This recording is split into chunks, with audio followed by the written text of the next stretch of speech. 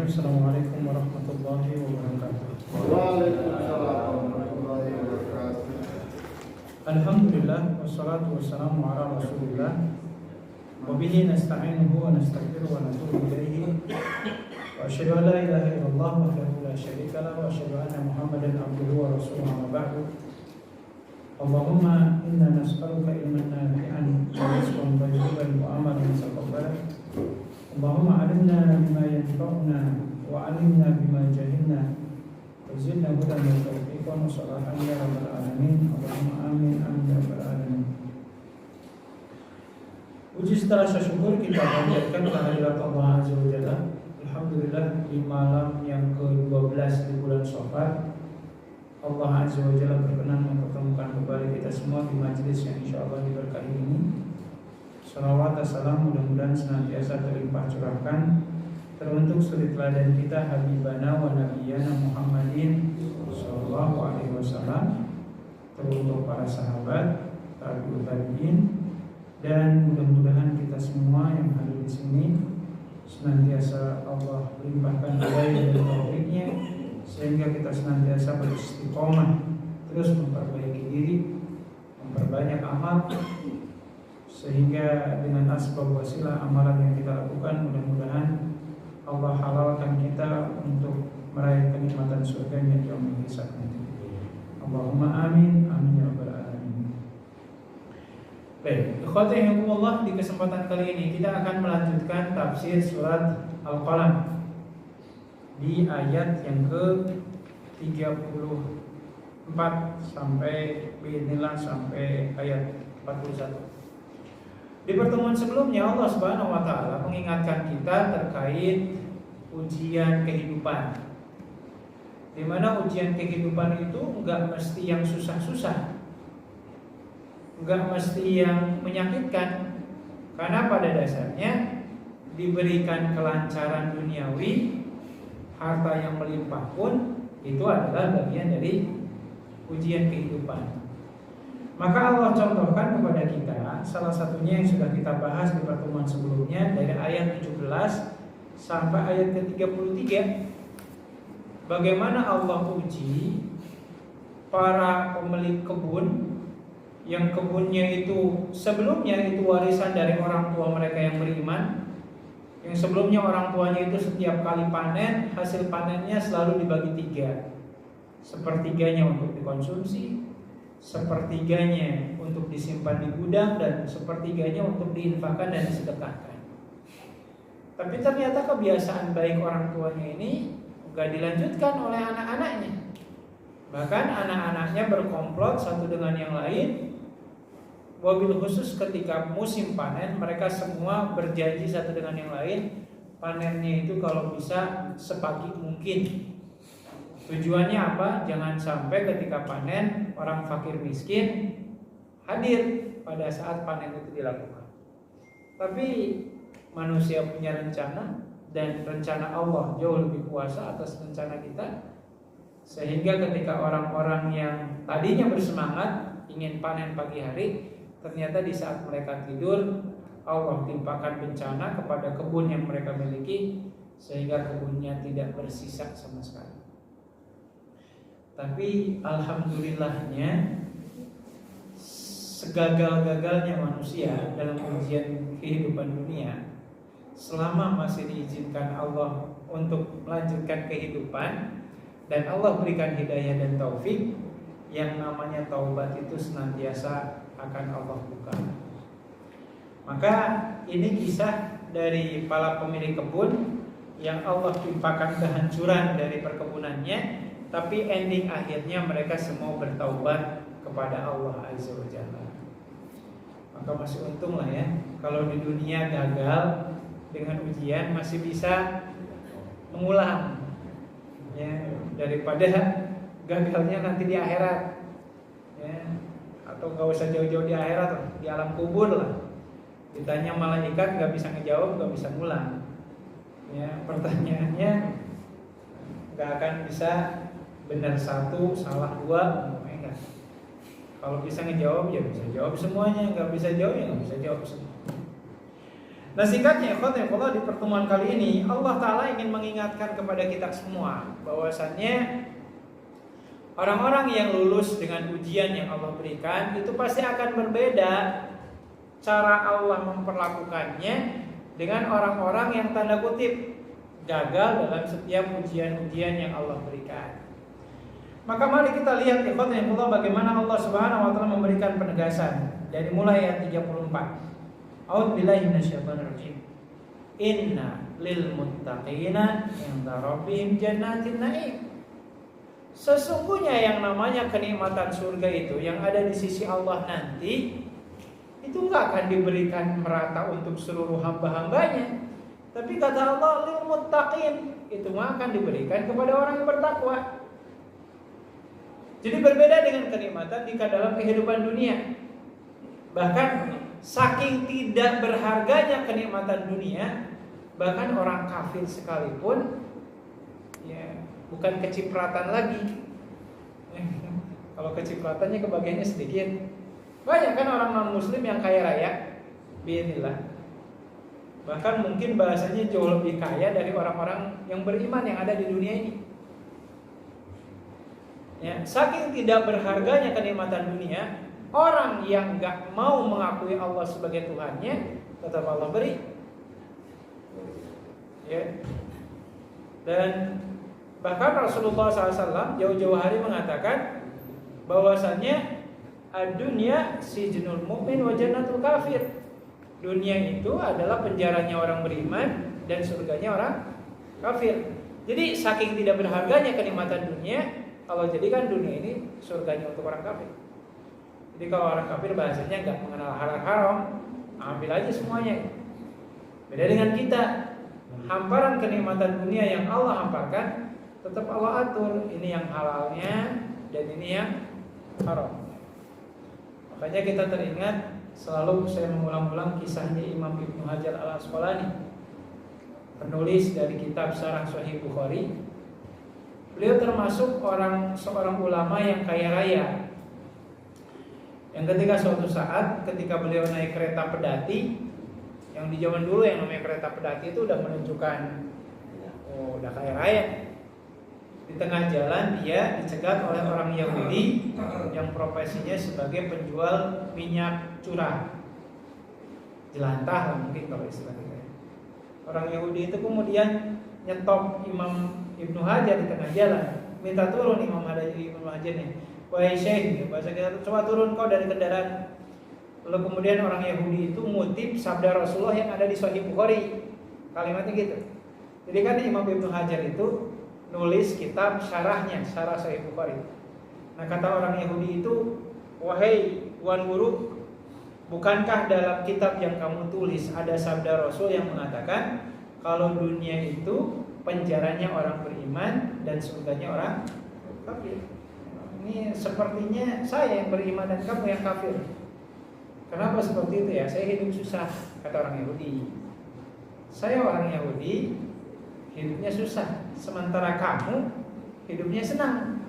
Oh berarti sesuai hadis yang disabdakan oleh Rasulmu, saya orang yang beriman, kamu orang kafir. Karena buktinya itu, saya hidup susah, kamu senang. Sementara kata Rasulullah, surga dunia itu adalah surganya orang kafir, penjaranya orang beriman. Maka kata Imam Ibnu Hajar, beliau mengatakan, sesungguhnya kebahagiaan yang saya dapatkan hari ini itu belum ada apa-apanya dengan kebahagiaan yang akan Allah berikan nanti di akhirat. Sementara belangsaknya kamu hari ini belum ada apa-apanya dengan belangsaknya kamu di akhirat. Akhirnya izin Allah dengan asbab wasilah, jawaban beliau, orang Yahudi itu masuk Islam. Jadi jangan sampai udah susah di dunia makin susah lagi di akhirat. Jadi kalau boleh nyari pilihan, ya setidaknya ya susahnya di dunia saja lah. Nanti di akhiratnya biar senang-senang. Meskipun kan kalau kita ingin senang di dunia, senang juga di akhirat. Rabbana atina fid dunya hasanah wa fil akhirati hasanah wa qina adzabannar. Tapi kan jarang yang seperti itu. Di dunia nggak pernah susah gitu. Di akhirat juga alhamdulillah nggak pernah susah. Jarang kan kayak gitu. Jadi kalau boleh bercerita itu ya jarang orang itu seperti Nabi Sulaiman. Nabi Sulaiman kan semuanya serba ada biidznillah. Bahkan tentaranya juga bukan hanya tentara dari kalangan manusia. Ya, kalau kita baca di surat Al-Anbiya itu dari mulai jin yang hidup di darat sampai jin yang hidup di laut itu ditundukkan oleh Allah.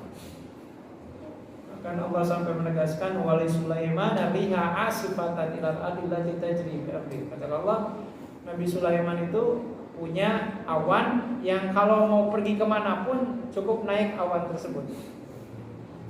Itu kan kurang apa lagi gitu ya.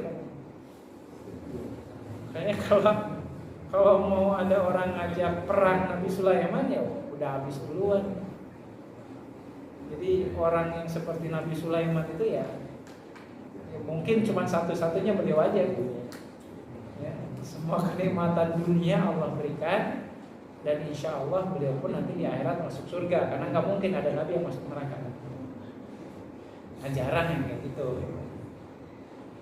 Nah, Allah Azza wa Jalla kemudian menegaskan kalau di dunia siapapun bisa meraih kenikmatan itu karena bagi Allah kenikmatan dunia tidak memiliki kadar derajat kemuliaan. Bahkan kalau Rasulullah itu ngasih contoh nikmat dunia itu ibarat kata ada laut atau samudra yang sangat luas. Terus kemudian kata Rasulullah celupkanlah telunjuk kamu ke laut itu. Dimasukkan celupin terus angkat lagi. Nah kata Rasulullah air yang nempel di telunjuk kita itu adalah nikmat dunia. Air yang nempel. Sementara nikmat akhirat adalah lautan yang airnya begitu amat sangat luas. Jadi ya nggak ada apa-apanya kalau di dunia ini ada orang yang nggak pernah susah. Ibarat kata ya tadi air yang nempel itu. Jadi saya dan kita semua nih hari ini yang hidup di dunia, yang lagi nyari-nyari kenikmatan dunia, ya kita itu memperebutkan air yang nempel di telunjuk. Nah, nikmat akhirat yang seluas samudra kata Rasulullah, ya nanti hanya akan diberikan untuk orang-orang yang bertakwa saja. Nah, oleh sebab itu ya yang Allah kalau bicara tentang tanda-tanda orang yang bertakwa itu kan kalau kita mengutip di surat Ali Imran itu Allah menegaskan di antara orang yang bertakwa itu bukan orang yang gak pernah berdosa. Kata Allah, walladzina idza fa'alu fahishatan aw dzalamu dzakarullaha fastaghfiru lidzunubihim. Orang yang bertakwa itu adalah orang yang ketika dia melakukan dosa dia langsung ingat Allah, dia menyesal dan dia beristighfar. Bukan berarti orang bertakwa itu gak pernah punya dosa, enggak. Siapapun yang mendapatkan predikat dan derajat ketakwaan di sisi Allah ya, pasti melakukan dosa dan maksiat. Jadi insya Allah lah ya, kita peluang menjadi orang bertakwa mudah-mudahan masih terbuka insya Allah. Nah Allah Azza wa Jalla kemudian menegaskan innalil muttaqina 'inda rabbihim jannatin na'im. Sesungguhnya hanya untuk orang-orang yang bertakwa saja kenikmatan surga itu akan Allah berikan. Nah oleh karenanya Allah Subhanahu wa taala kemudian di ayat yang selanjutnya menegaskan afanaj'alul muslimina kal mujrimin. Apakah pantas kami memperlakukan orang Islam dengan orang yang selalu melakukan dosa? Ini menarik nih. Karena Allah Ta'ala di sini enggak melanjutkan ayatnya dengan kalimat gini. Apakah pantas kami menjadikan orang muslim seperti orang kafir? Kayak gitu. Terus Allah menegaskan, apakah pantas kami menyamakan kedudukan orang Islam dengan orang yang selalu melakukan dosa? Karena dalam hal ini ada orang Islam yang dia melakukan dosa, ada orang Islam yang terus-terusan melakukan dosa. Ya apalagi dengan orang-orang kafir secara umum. Nah oleh sebab itu ya Allah, ini kalau bicara tentang kenikmatan surga lah ya, kita ini punya keinginan kalau bisa masuk surganya surga Firdaus. Itu nggak tahu ini keinginan atau hayalan gitu ya. Karena kaidahnya kan keinginan itu ya harus berbanding lurus dengan pengorbanan. Kalau bahasa yang diistilahkan oleh Rasulullah itu al-ajru ala qadril masyaqqah.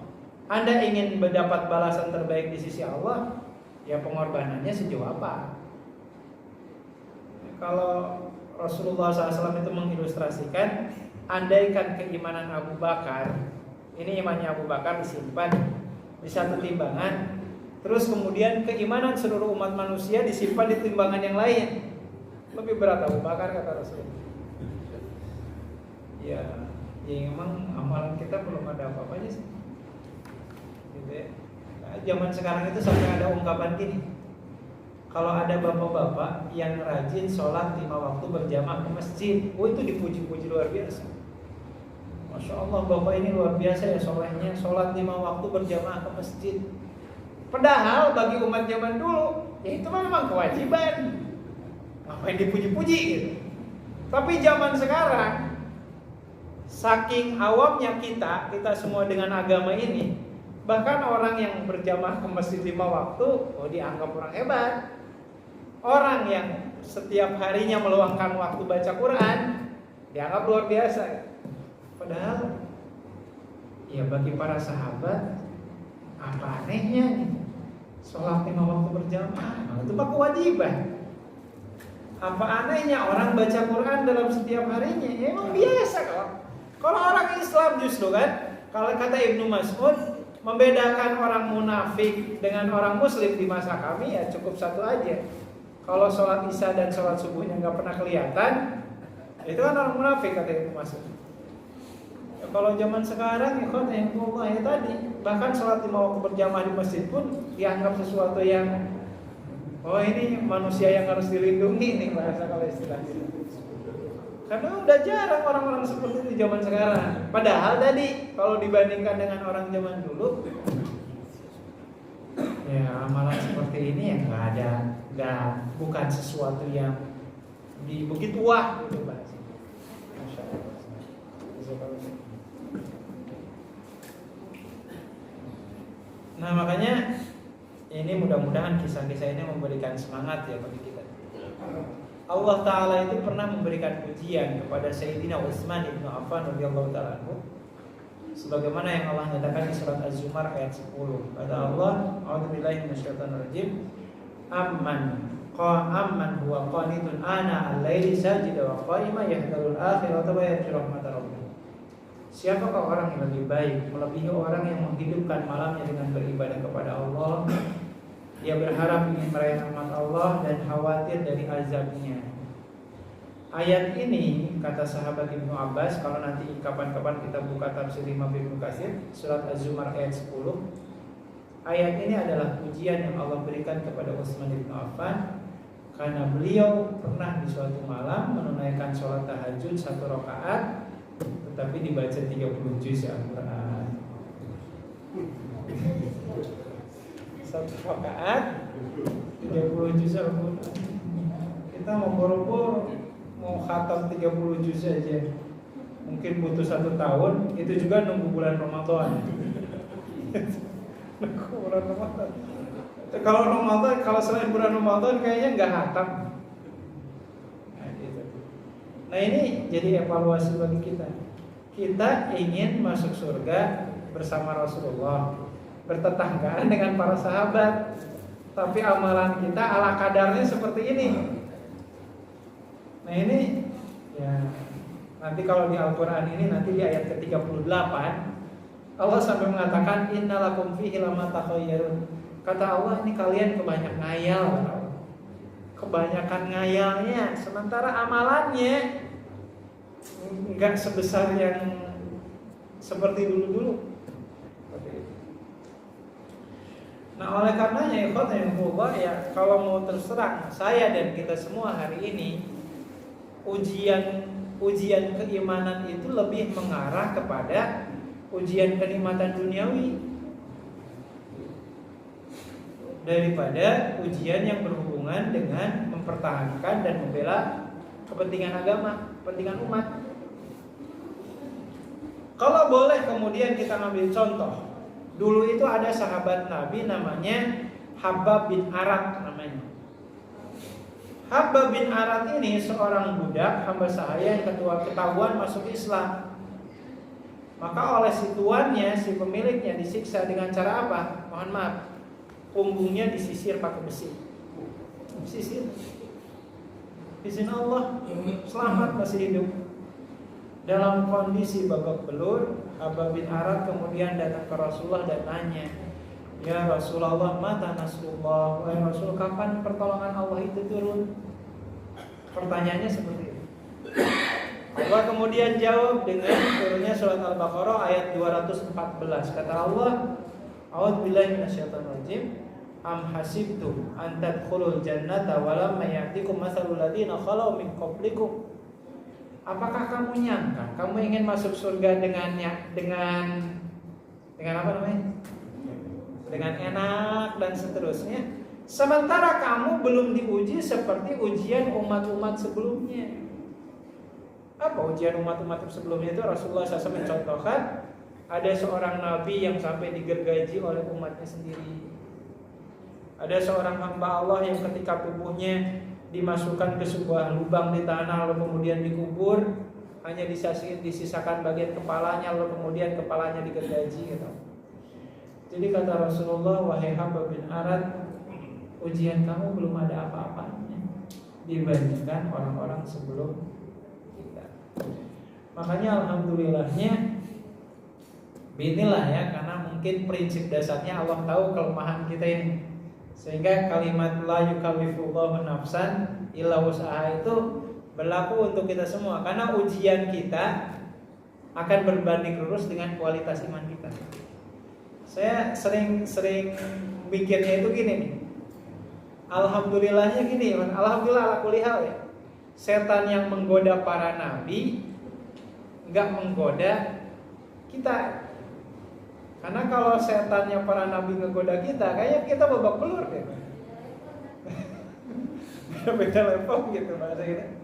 Kalau setan yang menggoda Nabi Ibrahim, Nabi Ismail, hari ini kemudian turun tangan menggoda kita, kitanya berat. Bedilah. Ya mungkin setannya ya setan kelas ecek-ecek. Atau mungkin setannya udah ngomong gak digoda juga, gak perlu digoda oleh setan. Diadanin aja gak datang ke masjid. Bahasanya udah diadanin, diajakin ke masjid gak datang. Ya karena setan gak usah digoda kalau orang seperti itu. Ya, kalau boleh gitu ya. Kalau yang mudah-mudahan setannya gak dengar. Kalau setannya dengar bahaya gitu. Biyadillah. Jadi orang-orang sebelum kita itu yang memang luar biasa. Nah kalau kita kan hari ini, mohon maaf ya, tanpa bermaksud ingin mengecilkan kualitas iman saudara kita, kadang kita juga yang sederhana saja umpamanya, kalaulah ada di antara kita melakukan wisata umpamanya ke sebuah tempat yang notabene umpamanya itu tempat kesyirikan, kadang suka ada aturan main. Bapak, Ibu kalau masuk ke tempat wisata ini ada syaratnya, pakai kostum ini. Kalau nggak pakai kostum ini, Bapak nggak diizinkan masuk. Kira-kira kita pakai nggak? Itu kan ujian. Ya, umpamanya kalau ke Candi Borobudur atau ke Bali, inilah umpamanya. Ini saya dengar aja dari orang lain. Kalau ke Balinya belum. Jadi kalau mau ke tempat tertentu, tempat wisata, harus pakai sarung yang kayak bidak catur itu loh, hitam putih itu. Yang kalau nggak pakai itu, nggak boleh masuk. Ya terlepas itu ikhwatnya Allah, mau kita percaya atau tidak. Tapi bukankah Rasulullah SAW dulu pernah mengatakan, ada hamba Allah Ta'ala yang masuk surga hanya karena seekor nyamuk. Ada juga hamba Allah Ta'ala yang masuk neraka hanya karena seekor nyamuk. Apa faktor penyebabnya? Jadi diceritakan ada dua orang laki-laki melewati sebuah perkampungan, yang di kampung tersebut para penduduknya menyembah Tuhan selain Allah. Dan mereka mensyaratkan siapapun yang masuk ke kampung tersebut syaratnya harus memberikan sesembahan. Maka ketika dua orang ini hendak masuk, karena mau nggak mau mereka akan sabar harus melewati perkampungan tersebut, si penjaganya bilang, qarrib walau bi ba'udah. Kamu mau masuk ke tempat ini, siapkan sesajen meskipun hanya seekor lalat sekalipun. Meskipun hanya seekor lalat. Maka yang satu berpikir, cuman lalat doang, masa iya sih dipermasalahkan. Kayaknya si yang satu nyari lalat dapat, lalu kemudian diberikan, ini sesembahan saya untuk Tuhan kalian. Sementara yang satu memilih mengatakan, saya gak akan memberikan sesembahan kepada selain Allah. Akhirnya orang ini kemudian dibunuh oleh penjaga tersebut karena dianggap tidak memuliakan Tuhannya. Kata Rasulullah SAW, di hari kiamat nanti dua orang ini, yang satu dimasukkan ke neraka, yang satu dimasukkan ke surga. Hanya karena kenapa? Yang satu mau berikan sesajen meskipun hanya seekor lalat, yang satu menolak. Maka ikhwan dan Allah, kalau kita dihadapkan dalam situasi seperti ini, ya lebih baik nggak usah berkunjung ke tempat itu. Masih banyak tempat yang halal yang lebih baik daripada kemudian kita harus mengorbankan akidah kita. Terlepas apakah ini sebagai wujud toleransi kepada agama yang lain atau tidak, tapi yang jelas kita sebagai seorang muslim punya aturan mainnya sendiri. Ya kalau boleh dihubung-hubungkan kasusnya yang kemarin yang pas Ibra, itu kan keluar statement dari pengurus MUI. Anda sebagai seorang muslim lebih baik nggak usah dilanjutin aja pas Ibranya. Kalau harus melepaskan, udah nggak usah aja jadi pas Ibra. Ngapain kemudian harus melepaskan kerudungnya? Di komentar langsung oleh Kiai Haji Khalil Nafis beliau mengatakan seperti itu. Jadi itu ujian, dan setiap kita insya Allah ini wujud rahman rahimnya Allah. Setiap kita itu akan diuji sesuai batas kemampuan. Tetapi catatannya, Rasulullah SAW menegaskan tidak ada yang akan diuji oleh Allah, melainkan ujian itu ada pada titik lemahnya. Ya, kalau ujian bukan pada titik lemah, ya bukan ujian. Masa ya diuji pada titik kuat kita? Ya kan beda lah. Anak SMP dikasih soal 1 tambah 1 ya bisa jawab, karena sudah menguasai, sudah hatam. Akan disesuaikan. Maka nggak ada orang diuji pada titik di mana dia kuat menghadapinya. Pasti ujian itu pada titik lemahnya. Nah mungkin saya atau kita semua ini titik lemahnya masih berkutat mungkin dalam urusan harta atau duniawi, belum sampai pada titik bagaimana berkorban demi kemuliaan agama Allah, umpamanya seperti itu. Makanya sesekali mungkin ya kalau sesekali nasihat untuk saya dan kita semua, coba sesekali kita kunjungan ke Yayasan Yatim Piatu, ngobrol dengan ustadznya, dengan guru-gurunya. Oh ternyata di zaman sekarang masih ada orang yang ketika dia hidup masih memikirkan anak yatim itu masih bisa makan atau tidak. Yang kalau kita hari ini berkutatnya nyari harta untuk siapa? Untuk diri kita sendiri, untuk keluarga. Sementara ustadz-ustadz atau tadi guru-guru yang masih ngurusin anak-anak yatim sampai sekarang, yang mereka pun mungkin malam ini mereka mungkin biinilah nggak bisa tidur karena mikirin nanti anak yatimnya besoknya masih bisa makan atau tidak. Inilah kemudian yang dikatakan oleh para ulama, kalau kita sering duduk dengan ahli ibadah, muncullah kesadaran dalam diri kita kalau kita itu terlalu banyak mengambil kenikmatan dunia. Kalau kita ngumpulnya sama ahli ibadah. Tapi kalau kita ngumpulnya sama orang-orang kaya, pasti yang akan muncul dalam pikiran kita itu dunia yang sudah kita ambil belum ada apa-apanya. Ya karena kita ngelihat orang yang tajam pelintir gitu kan. Ngelihat tetangganya, mobilnya udah 3 nih, mobilnya mahal-mahal gitu. Kita baru motor umpamanya kalau ngelihat orang kaya. Tapi coba tadi ngelihat Yayasan Yatim Piatu umpamanya, ya kita malu sendiri, ya Allah. Kita mobil udah bagus, sementara ustadz ini umpamanya motornya aja suka mogok, tapi masih mikirin kesusahan orang-orang yang gak ada hubungan darah dengan dirinya, tapi masih mikirin. Nah, mudah-mudahan ini menjadi nasihat untuk saya dan kita semua agar bisa lebih mengupgrading diri melayakkan diri kita. Kalau kita ingin berkumpul bersama Rasulullah di surga, ya perbaiki kualitas amal. Nah, ini satu hal yang perlu kita cermati secara seksama. Oleh sebab itu Allah Ta'ala di surat Al-Jasiyah itu sampai menegaskan, am hasibal ladzina ijtarahu sayyiati an naj'alahum kal ladzina amanu wa 'amilus solihati sawa'an mahyahum wa mamatuhum sa'a ma yahkumun. Apakah orang-orang yang biasa melakukan dosa itu menyangka kalau Allah akan memperlakukan dengan perlakuan yang sama antara orang yang taat beribadah kepada Allah dengan orang yang terjerumus dalam dosa dan kemaksiatan? Kata Allah, sa'a ma yahkumun, sungguh sangat-sangat salah pandangan kalau dia akan diperlakukan secara sama oleh Allah Ta'ala di hari kiamat. Nah, oleh sebab itu, ikhwanillah, ini kita ambil contoh saja.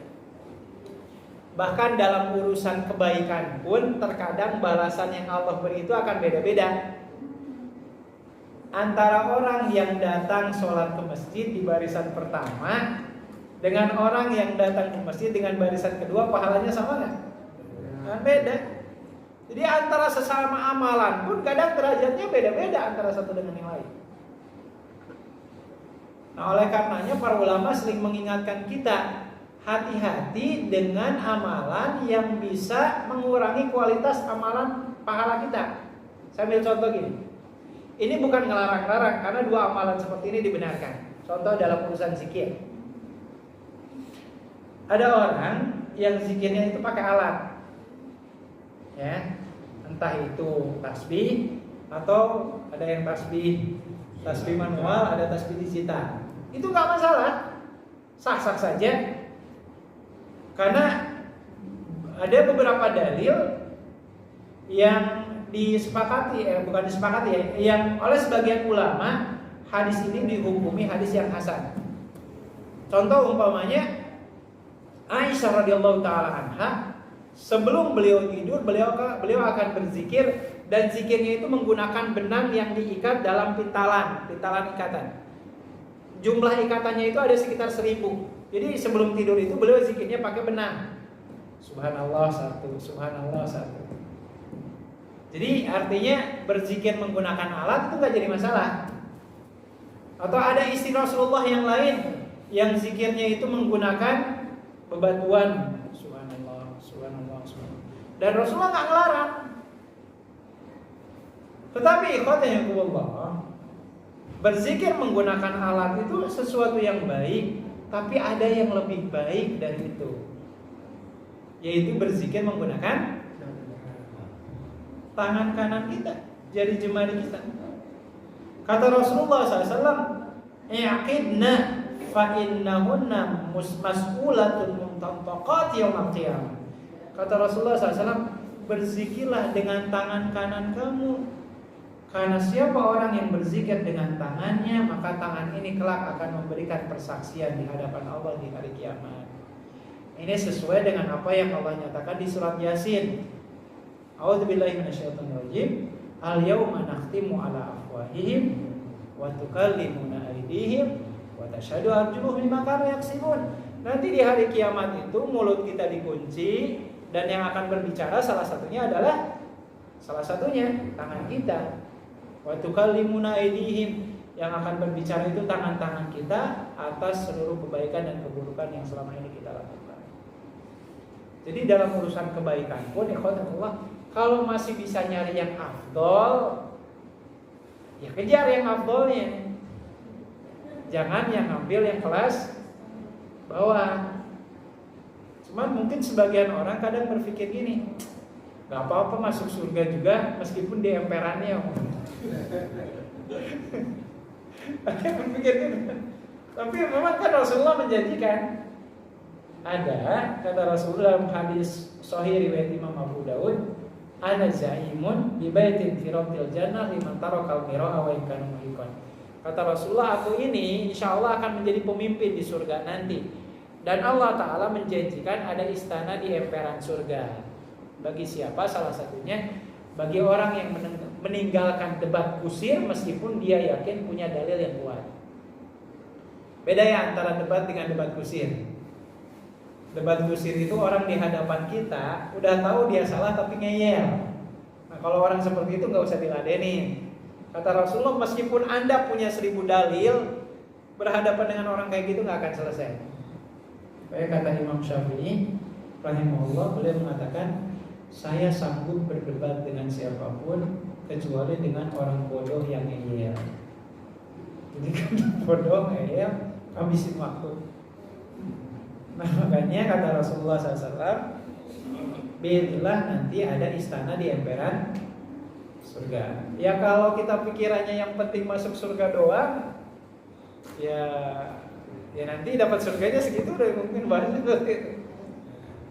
Makanya Rasulullah kan ngajarin kalau Anda mau masuk surga, mintalah surga Firdaus, itu surga yang tertinggi. Jangan minta surga yang emperan. Ya. Nah itu halnya yang perlu kita kejar ya Allah.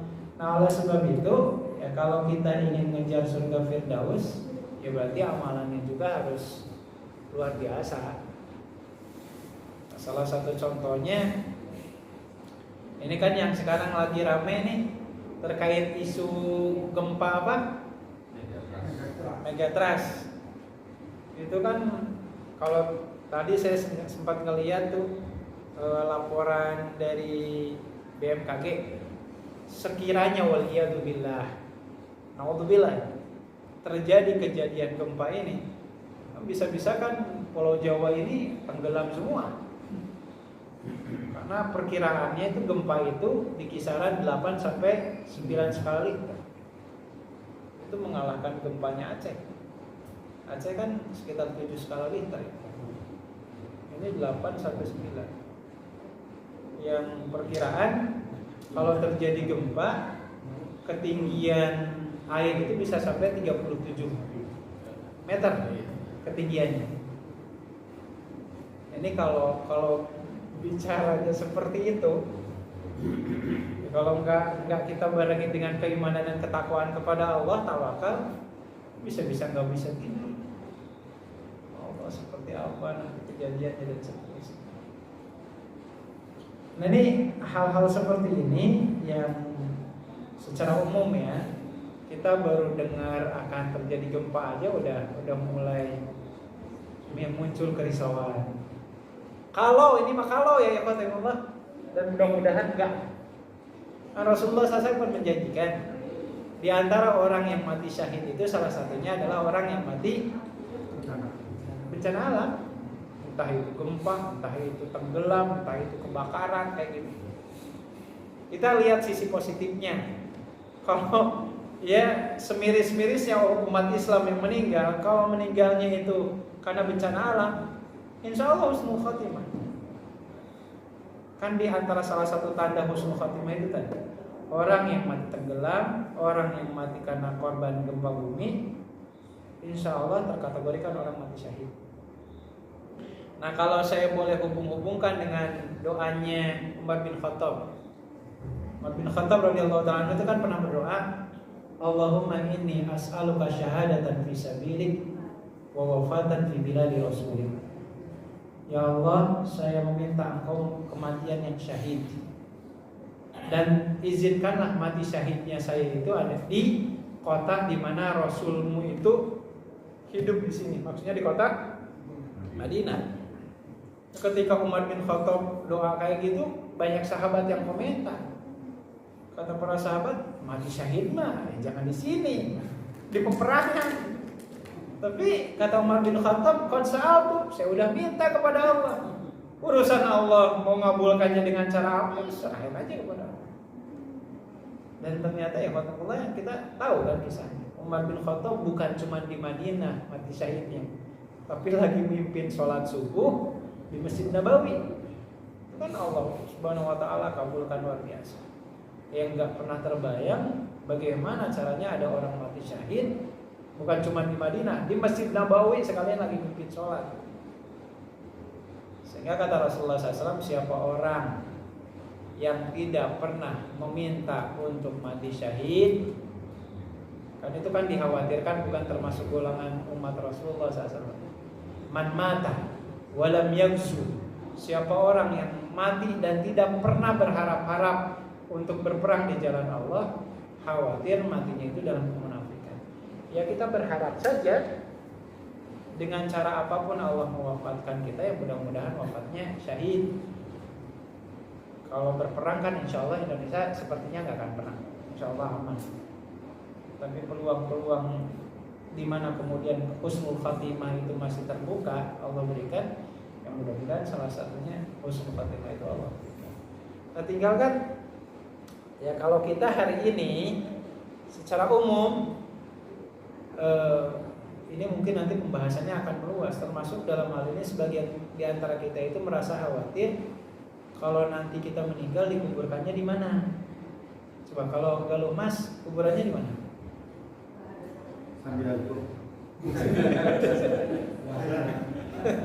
Sedang harus bayar, Pak.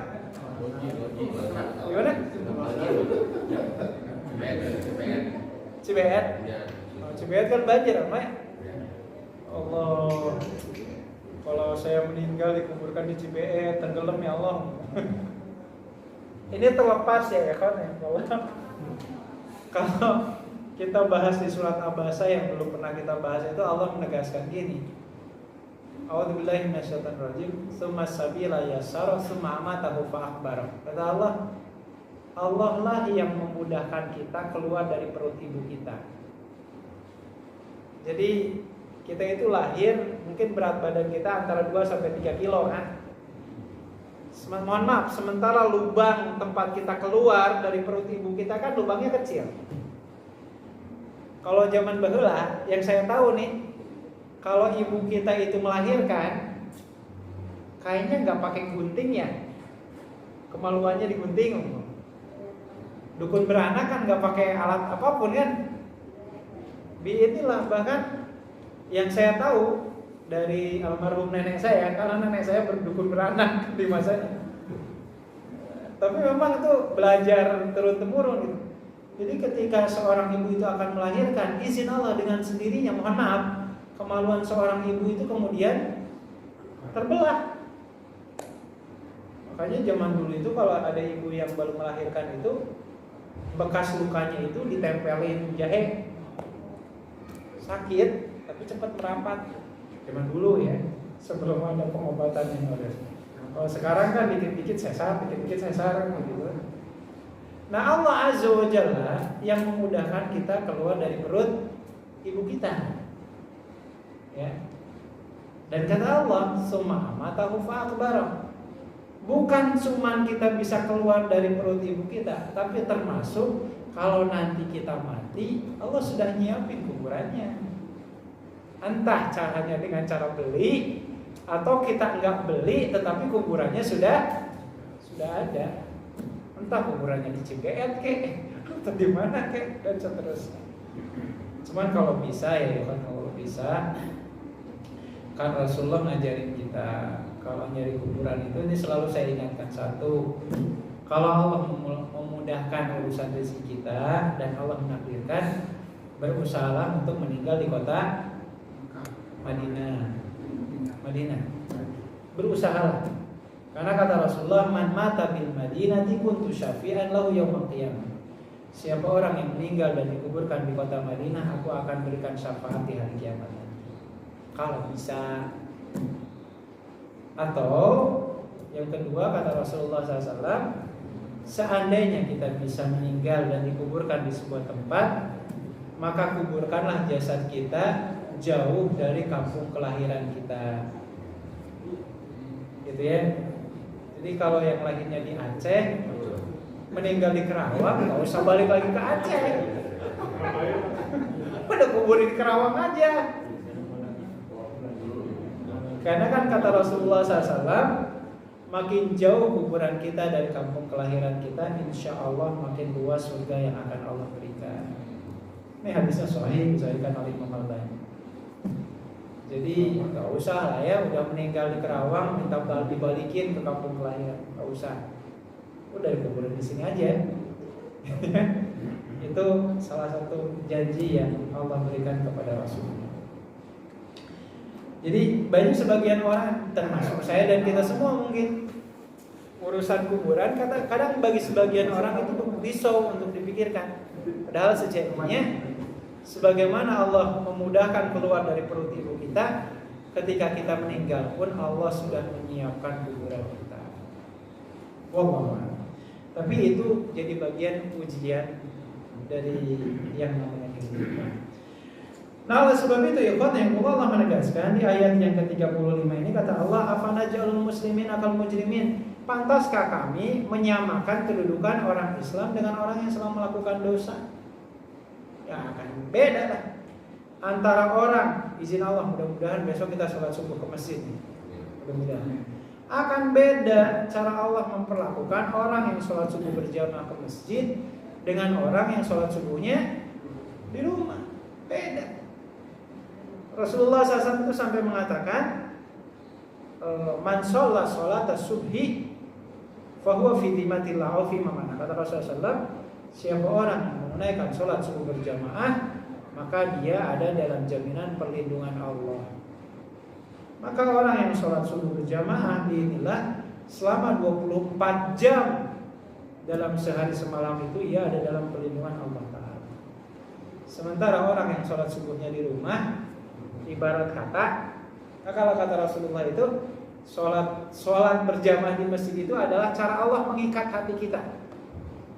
Maka kalau kita datang ke masjid, hati kita diikat dengan tali perlindungan Allah. Tapi kalau kita sholatnya di rumah, ya talinya udah dilepasin sama kita.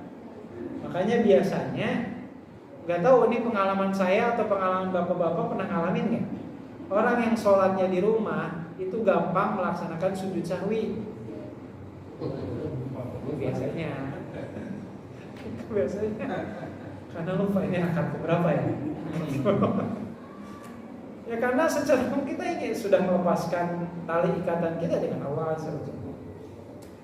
Maka antara dalam urusan sholat aja, ya Allah pasti akan beda. Orang yang sholat ke masjid berjamaah, insya Allah pahalanya antara 25 sampai 27 derajat. Sementara orang yang sholatnya di rumah, sholatnya sah, cuman pahalanya nggak tahu berapa derajatnya yang Allah beri.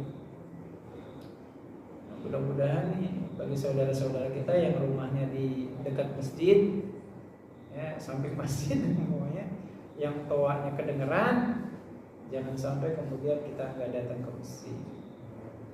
Ya, khawatir Allah Ta'ala meminta pertanggungjawabannya. Sehingga singkatnya Allah menegaskan malakum kaifa tahkumun.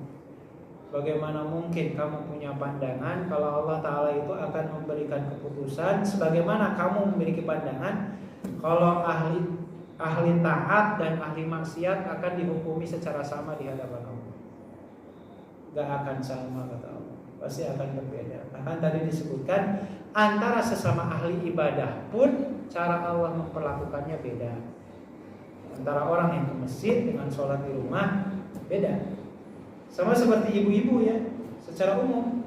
Inilah mudah-mudahan antara ibu-ibu yang sholatnya di masjid dengan yang sholatnya di rumah lebih besar yang di rumah. Bahkan kata Rasulullah SAW, ini sering saya sampaikan di majelis ibu-ibu, Rasulullah pernah berkata kepada seorang wanita namanya Ummu Humaid, kata Rasulullah, sholatuki fi baitiki afdhalu min sholatiki ma'i fi masjidi hada. Kata Rasulullah, sholatnya ibu-ibu di rumah lebih utama dibandingkan sholatnya ibu-ibu bersama aku di Masjid Nabawi di mana aku yang jadi imamnya.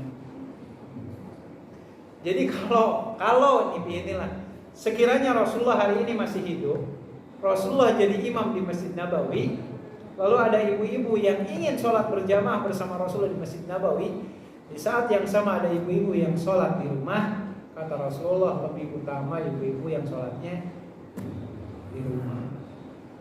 Tetapi catatannya sholat di rumahnya pun tepat waktu, bukan cuma sholat di rumah doang, tapi sholatnya diundur lagi.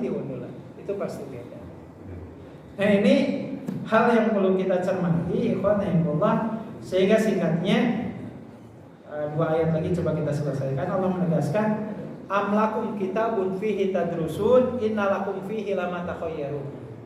Kalau seandainya kalian mendapati satu pandangan kalau kalau ahli taat itu akan disamakan dengan ahli maksiat, kata Allah, dari sumber kitab mana kamu ngambil referensinya? Ada nggak di Al-Quran atau Sunnahnya yang mengatakan ahli ibadah akan sama statusnya di hadapan Allah? Enggak. Enggak ada. Mau di Quran, mau di Sunnah pun enggak ada, kata Allah. Sehingga kata Allah Azza wa Jalla di akhir pembahasan kita di ayat yang ke-38, Allah menegaskan, innalakum fihi lama takhayyarun. Kalau kalian punya pandangan seperti ini kalian bahasanya takhayyarun. Takhayyarun itu artinya orang yang ya setengah sehat akalnya lah bahasanya. Orang yang ngigo, orang yang udah nggak sehat akalnya. Masa ya ahli taat disamakan dengan ahli maksiat? Nggak mungkin sama, kata Allah. Maka inilah Allah salah satu pembelajaran yang berharga bagi kita semua. Sehingga kalau hari ini kita lelah-lelah bertaat, melakukan ketaatan kepada Allah, insya Allah hasil yang akan kita dapatkan di hadapan Allah itu gak akan pernah mengecewakan kita. Sebagaimana pula kalau hari ini ada orang yang berpangku tangan, tidak mau melakukan ketaatan kepada Allah, bahkan panggilan-panggilan Allah pun dianggap biasa, ya jangan berharap banyak nanti di hadapan Allah Azza wa Jalla. Dan insya Allah di pertemuan yang akan datang biiznillah, Allah Ta'ala pun mengingatkan kepada kita terkait apa?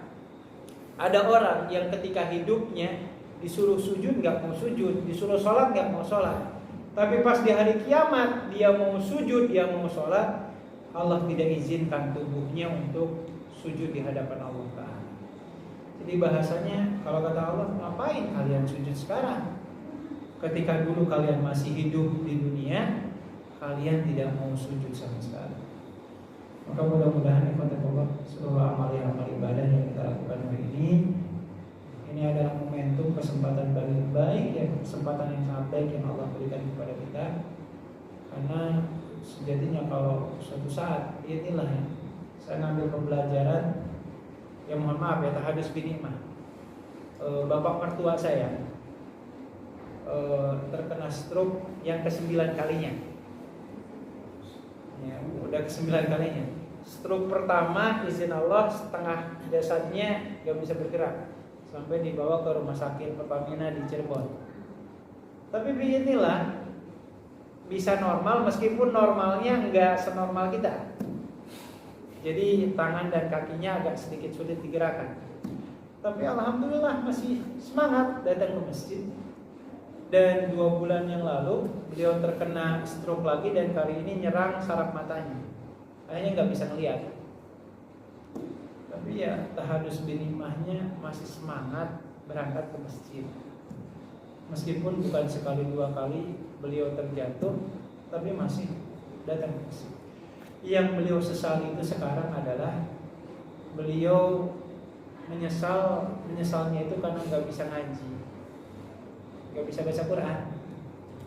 Yang ketika masih sehatnya selesai sholat subuh baca Quran dan seterusnya. Hari ini ketika matanya nggak bisa normal lagi, nggak bisa melihat, yang beliau sesali itu satu, ya Allah izinkan mata saya bisa kembali untuk bisa baca Quran. Selain itu masih datang ke masjid, meskipun kadang mohon maaf kalau ada ibu ditemani sama ibu, kalau tidak ada yang minta bantuan orang untuk dipapah atau dituntun ke masjid. Ketika nggak ada orang, maksain sendiri hingga akhirnya jatuh di tengah jalan dan seterusnya. Inilah mungkin salah satu gambaran. Kalau dulu sahabat Nabi ada namanya Abdullah bin Umi Maktum, pernah minta keringanan ke Rasulullah, ya Rasul bisa nggak saya sholat di rumah? Karena nggak ada yang menuntut saya ke masjid. Ya Rasulullah kan memberikan pertanyaan. Pertanyaannya gini, matamu nggak bisa melihat kan? Tapi telingamu masih dengar nggak suara adzan? Masih ya Rasul. Kata Rasul, kalau begitu sambut panggilan adzan itu dan datanglah ke masjid. Jadi hari ini mata kita masih sehat walafiat, mumpung masih sehat, pakai yang baik-baik, ya, datang ke masjid, baca Quran atau lakukan hal-hal yang maslahat. Saya teringat Ini sebagai penutup mungkin sebelum nanti kita ngobrol di daerah Babaton. Babaton itu mana ya? Kalau sini nih, Sono. Jadi kan di sesudah rumah sakit Mitra Family di sana kan ada pom bensin ya. Nah seberangnya itu, seberang jalan itu ada perkampungan Babaton. Di situ ada sebuah masjid namanya Masjid Asairiyah. Saya sudah cerita, di mana marbotnya itu masih muda, mungkin seusia saya. Dan izin Allah matanya buta. Jadi dulunya ini beliau itu berprofesi di toko emas di Johar, lagi ngebersihin emas pakai air keras ya. Izin Allah ternyata air kerasnya itu nyiprat ke matanya dan dua-duanya langsung buta. Tapi hikmahnya ternyata jadi pembelajaran dulu ketika matanya masih sehat walafiat jarang-jarang datang ke masjid. Tapi justru ketika matanya Allah ambil malah dia jadi malas masjid. Dan mohon maaf bagi orang yang buta matanya mau siang mau malam sama poek gelap, mau siang mau malam cahaya matahari nggak kelihatan. Tapi beliau masya Allah senantiasa semangat menjadi orang yang pertama datang untuk sholat subuh. Dia yang adzan ya, untuk sholat yang lain dia adzan dan seterusnya. Mudah-mudahan ini pembelajaran. Meskipun mungkin bahasanya suaranya nggak indah, tapi beliau selalu siap untuk menjadi muadzin di setiap sholat 5 waktu. Mudah-mudahan ini nasihat yang baik. Ikhwanillah, mumpung Allah masih memberikan kesempatan hidup, kesehatan yang ada, karena kematian itu gak pernah menunggu kapan kita insaf, kapan kita taubat. Maka mari kita gunakan waktu yang ada ini untuk banyak beribadah kepada Allah, untuk mudah-mudahan hasil dari pengorbanan kita di dunia inilah mudah-mudahan bisa kita tanda kutip tagih kepada Allah dengan balasan surganya. Allahumma amin amin ya rabbal alamin. Itu saja mungkin ya Allah kajian untuk di kesempatan malam hari ini. Sebelum ditutup saya kembalikan kepada jemaah. Kalau ada yang mau ditambahkan atau mungkin kita diskusikan, mudah-mudahan bisa kita memberikan keberkahan untuk majelis kita di malam hari ini. Wallahu a'lam.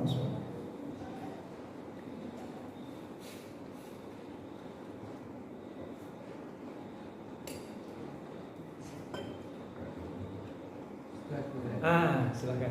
Assalamualaikum warahmatullahi wabarakatuh. Waalaikumsalam.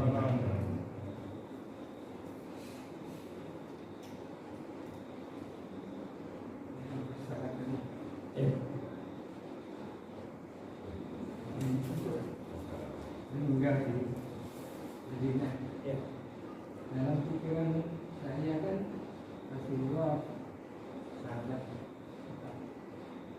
dari Mekah. Beliau memilih tinggal di Madinah dan wafat di Madinah.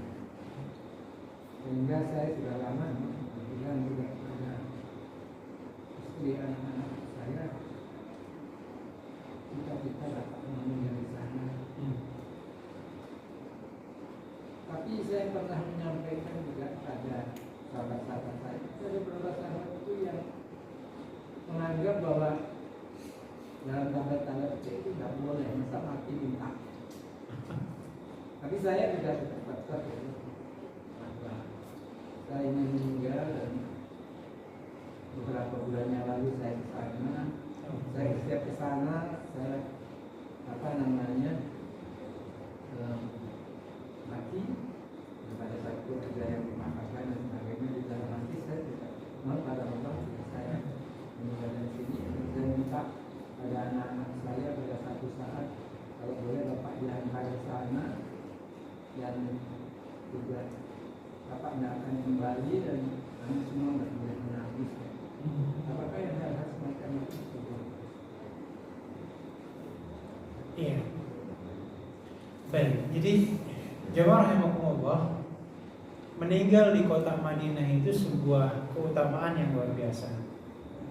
Bahkan Rasulullah SAW ketika dalam hadis sahih riwayat Imam Muslim, ketika melaksanakan haji wada, haji yang pertama dan yang terakhir bagi Rasulullah, saat itu ada salah seorang sahabatnya yang meninggal dunia di kota Mekah. namanya Sa'ad bin Khawlah.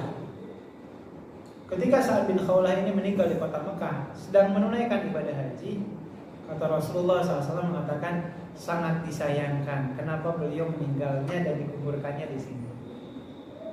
Karena dalam pandangan Rasulullah SAW seperti tadi, Allah di satu sisi meninggal di kota Madinah itu punya kemuliaan, di sisi yang lain kalau orang lahir di situ dan meninggal di situ, sementara sebenarnya dia itu sudah pindah ke tempat yang lain, izin Allah ternyata meninggalnya di situ, itu sebenarnya tanda kutip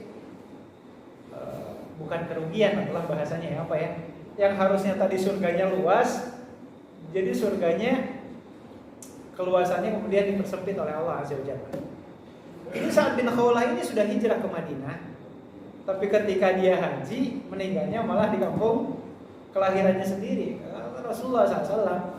Makanya tadi contohkan Rasulullah, Abu Bakar, Umar, Utsman, termasuk Sayyidina Ali bin Abi Thalib, itu meninggalnya nggak ada yang dikuburkan di kampung halamannya.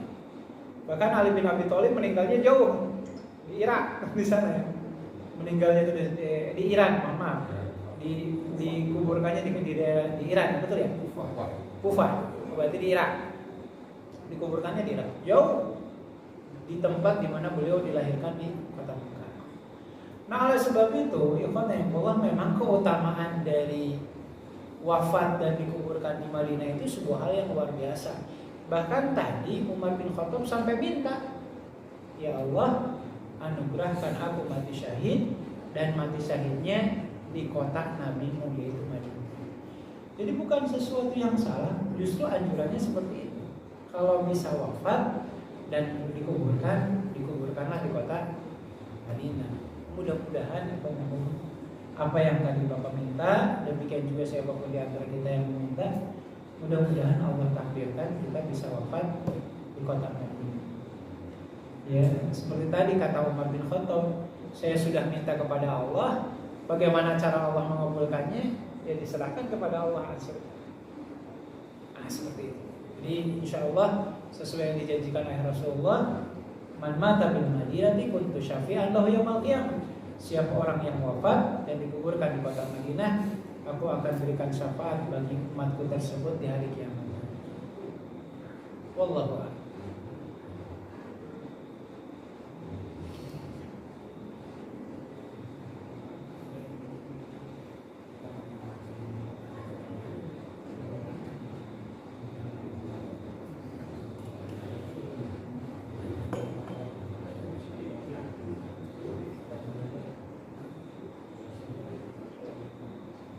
Ada lagi?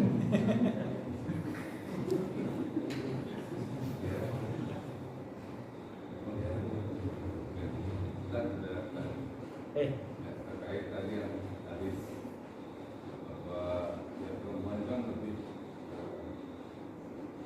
mulia ya sholat di rumah. Al-Ghafur, mulia. Itu kan ada tulisannya kan?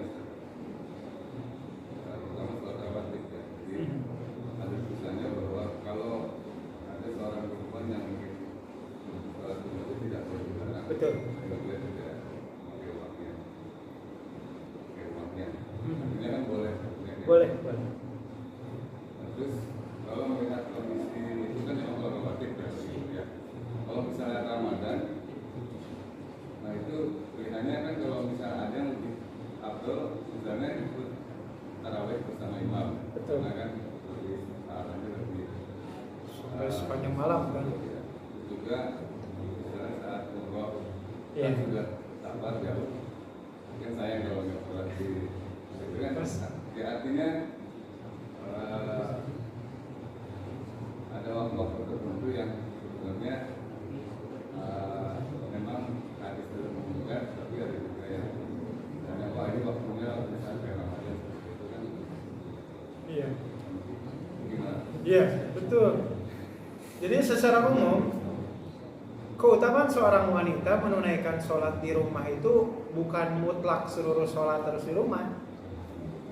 Kalau konteks hadis tadi itu mengarah kepada sholat 5 waktu yang wajib ditunaikan. Ketika ada seorang wanita yang bernama Ummu Humaid, ya meminta izin kepada Rasulullah agar, kata Ummu Humaid, saya ini begitu amat sangat mencintai untuk sholat berjamaah bersama engkau ya Rasulullah di masjid.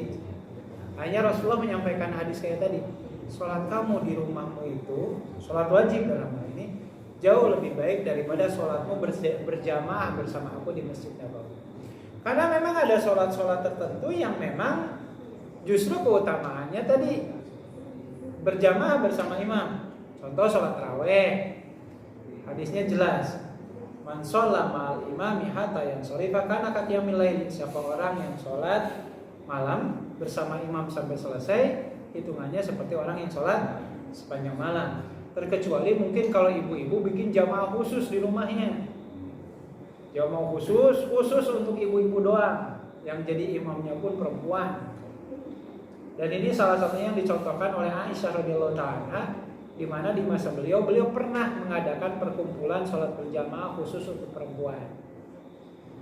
Makanya ini yang dipahami oleh para ulama, kalau perempuan itu nggak ada kewajiban sholat berjamaah di rumah. Kalau perempuan nggak ada kewajiban sholat berjamaah di rumah.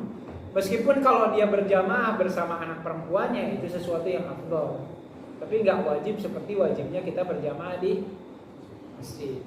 Atau contoh-contoh yang lain, bagaimana perempuan itu memang dianjurkan sholat berjamaah bersama kaum laki-laki. Contoh sholat Idul Fitri, Idul Adha. Bahkan wanita haid sekalipun diminta untuk hadir untuk menyimak khutbah yang disampaikan. Nah, memang ada momen-momennya, ya, kapan wanita itu yang paling afdal sholat di rumah, seperti sholat 5 waktu yang wajib, dan kapan dia sholat membersamai imam bersama laki-laki yang lain secara umum berjamaah. Nah, makanya pernah Sayyidina Umar bin Khattab itu pernah melarang-larang wanita ke masjid karena pandangannya gitu, sholat kalian di rumah jauh lebih baik. Tapi Rasulullah SAW pun pernah mengatakan, la tamna'u ima Allah dukhulal masajid. Wahai Umar, jangan halang-halangi perempuan itu masuk ke masjid untuk berjamaah. Kalaupun ada yang mau sholat berjamaah di masjid, silakan untuk sholat 5 waktu ya. Tapi ketahui sholatnya mereka di rumah jauh lebih utama daripada di masjid. Ini mungkin catatan-catatan yang perlu kita pahami. Nah, termasuk ketika umroh. Meskipun ini yang menarik nih, karena kalau kita menunaikan umroh, kayaknya orang Arab yang perempuannya ya, kayaknya jarang kelihatan sholat berjamaah di masjid. Ya, mereka lebih memilih sholatnya di rumahnya masing-masing kan. Padahal sholat di Masjid Nabawi itu pahalanya 1000 kali kan. Tapi secara umum mungkin bagi kita mah, khusus para perempuan ya, momentum. Kalau umroh itu kan cuma berapa hari? Di Madinah umpamanya, di Madinah cuma 4 hari, di Mekah 5 hari. Ya kalaupun mau sesekali sholat di hotel bagi perempuan yang mempuasa sekali ya. Tapi ingat, niatnya itu ingin ngamalin sunnah Rasul, bukan malas. Kalau dibedain nih antara orang yang malas jalan kaki ke masjid dengan orang yang ingin mengamalkan sunnah Rasul. Jadi kalaupun biidznillah ternyata nanti ada sebagian kaum hawa, kaum wanita yang sholatnya di hotel ingin mengamalkan sunnah Rasul, ya jangan disalahkan. Jangan dituduh-tuduh, malas banget sih, bukan malas. Ingin mengamalkan sunnah Rasul. Karena walau bagaimanapun kata Rasulullah, sholat kamu di rumah jauh lebih baik daripada sholat di Masjid Nabawi yang jadi imamnya Rasulullah. Wah. Satu lagi, Bapak Ibu. Iya, silakan. Kalau saya begini kan ada 5 waktu ya. Saya pikir gini, masa saya sekalipun dalam satu waktu gitu tidak mimpin menjadi imam untuk istri saya. Jadi selama ini dari 5 waktu itu satu maghrib itu saya bersama istri, dan kadang anak saya, karena anak saya yang bungsu masih tinggal sama kami. Sedangkan yang 4 lagi saya di masjid. Kalau itu yang kurang tepat ya Pak? Jadi kalau kita seandainya ingin jadi imam untuk anak istri kita, sebenarnya sudah ada contoh di zaman Rasulullah. Sahabat Nabi namanya Mu'ad bin Jabal radhiyallahu ta'ala. Mu'ad bin Jabal itu beliau akan datang ke masjid sholat berjamaah bersama Rasulullah. Setelah itu beliau langsung pamitan ke Rasulullah. Ya Rasul izin ya, saya nggak zikir, tapi saya akan pulang ke kabilah saya karena saya dipercaya oleh kabilah saya jadi imam. Karena mungkin beliau yang paling taktil bacaannya paling bagus. Mu'adz bin Jabal kemudian langsung pulang dan gak dilarang-larang sama Rasulullah. Beliau pulang ke kampung halaman, ke kabilahnya. Beliau kemudian menjadi imam. Jadi beliau niatnya sholat sunat mutlak, sementara makmumnya niatnya sholat wajib. Sehingga kata para ulama ini salah satu landasan kalau sholat berjamaah itu boleh dilakukan meskipun imamnya niatnya sholat sunnah. Jadi kalau bapak atau siapapun di antara kita mau seperti itu, solusinya datang dulu sholat dulu ke masjid berjamaah. Sesudah sholat jangan zikir, pulang ke rumah. Kita jadi imam untuk istri dan anak-anak perempuan kita. Bisa tuh seperti itu. Jadi tidak dijadikan alasan tidak kita ke masjid itu karena yang jadi imam untuk anak istri kan. Solusinya sudah ada. Datang dulu ke masjid, berjamaah di sini. Selesai berjamaah, pulang jadi imam untuk anak istri. Insya Allah dapat dua kebaikan. Dan Rasulullah nggak melarang-larang, justru mempersilahkan Mu'adz bin Jabal melakukan apa yang hendak beliau tunaikan. Wallahu a'lam. Ya, sebenarnya. Terkait sok pria dan wanita kan beda ya. Ya. Suatu ketika saya pernah mengalami di itu pas sholat id itu di Al-Jihad ya. Itu karena memang banyak dan ini jadi softnya ngaco itu gimana? Ngaco gimana? Ngaco itu artinya ada yang perempuannya di depan, artinya di atas karena posisinya kan sampai di jalan-jalan itu. Iya. Ya, yang pas kalau di Al-Jihad kan sholat Iya. itu nggak lima. Ya biidznillah ikhwatullah. Kalau ini memang murni bukan karena faktor kesengajaan, memang kondisinya biidznillah seperti itu dan panitia sudah berusaha untuk mengatur dan seterusnya, tapi ternyata kondisinya kredit seperti yang tadi digambarkan, ini kan nggak beda jauh seperti di Masjidil Haram. Mohon maaf ya, meskipun sudah ada barisan-barisannya, tapi ujung-ujungnya bisa jadi perempuan sholatnya di mana, yang laki-laki di mana dan seterusnya. Dan insya Allah sah seperti itu. Kalau memang bukan faktor kesengajaan. Apalagi kan sholat seperti itu kan, di luar estimasi, bludak kemana-mana, dan seterusnya. Insya Allah sholatnya sah. Insya Allah. Cuman yang saya pertanyakan itu kadang ada sampai sekarang mungkinnya. Dan saya belum menemukan dalilnya. Contoh, mohon maaf kalau saya nyebut nama masjidnya, sebut saja Masjid Istiqlal. Masjid Istiqlal itu kan pola barisannya itu, mohon maaf ya, laki-laki di sebelah kanan, perempuan di sebelah kiri, dan itu sejajar. Dan yang jadi penghalangnya itu cuman kadang kalau dulu terakhir saya sholat itu 2 bulan yang lalu lah, penutup pembatasnya itu cuman bangku yang disejajarkan aja, yang ukurannya hanya sampai selutut, pemisahnya itu. Jadi ketika kita sholat, perempuan tuh di sini ada yang lagi sholat sejajar dengan kita. Itu di Masjid Istiqlal. Nggak tahu apakah itu dibenarkan atau belum. Saya belum menemukan dalilnya kalau itu. Wallahu a'lam.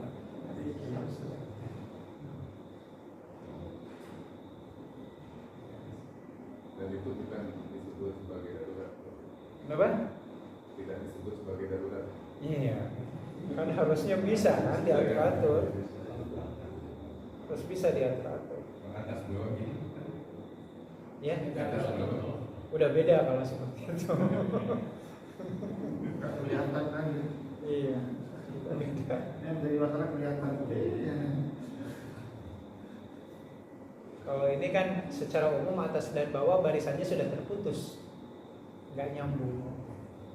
Bukan berarti ini barisan pertama, itu juga barisan pertama nyambung, nggak. Udah terputus barisan, sehingga jadi masalah. Wallahu a'lam. Baik, mungkin ikhwatullah, mudah-mudahan apa yang tersampaikan menjadi tambahan ilmu dan bisa menguatkan keimanan kita untuk bisa lebih serius lagi menghambakan diri kita kepada Allah Azza wa Jalla.